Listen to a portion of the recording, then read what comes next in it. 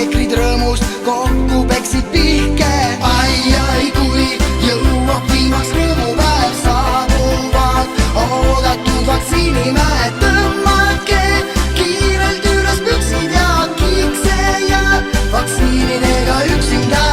Minister süstalt närides nüüd kabinetis väriseb.